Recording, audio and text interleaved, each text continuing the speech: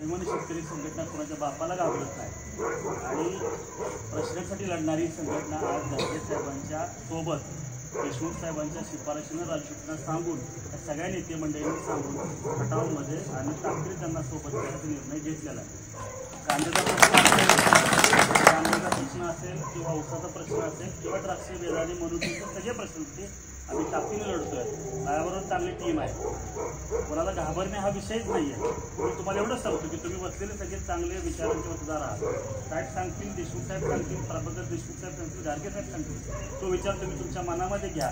तुमच्या शेजारच्या घरामध्ये जर वेगळा विचार चालू असेल तर त्या मनातला विचार काढा। मला वाटतं की आपण एकामेकाने 2 ते 4 सालाच्या आत एखाद्या गावामध्ये जर वेगळा विचार चालू असेल तर तो जाऊन तुम्ही मत परिवर्तन करा।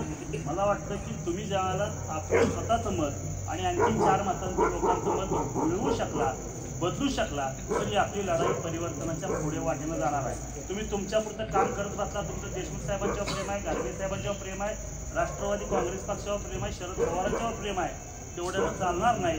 भावानं तुमचं मत, तुमच्याबरोबर तुमच्या कुटुंबाचं मत आणि पाहुणारावयाचं मत गाडगे साहेबांना कसं मिळेल ते प्रामुख्यानं काम करावं लागेल, एवढी माझी माफक अपेक्षा आहे।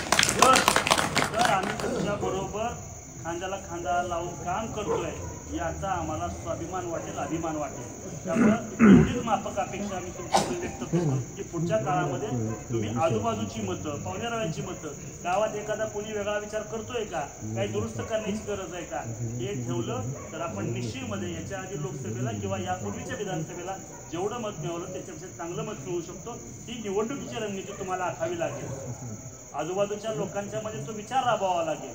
गाडगे साहेब आहेत, देशमुख साहेब आहेत, त्या प्रभाकरला मत दिलं काय, सॉरी नाव घेतोय, त्या प्रभाकरला मत दिलं काय किंवा या प्रभाकरला मत दिलं काय, दोन्ही प्रभाकर वज्रमुठ बांधून तुमच्या सोबत आहोत आणि शेतकरी संघटना स्वाभिमानानं तुमच्या सोबत आलेलं आहे। त्यामुळे चिंता करू नका, येणाऱ्या काळात गुलाला आपलाच आहे, तर ते लीड किती आहे हे मोजण्याचं काम करायचं, ज्या पद्धतीने काम कराल ही माफक अपेक्षा ठेवतो आणि थांबतो। धन्यवाद।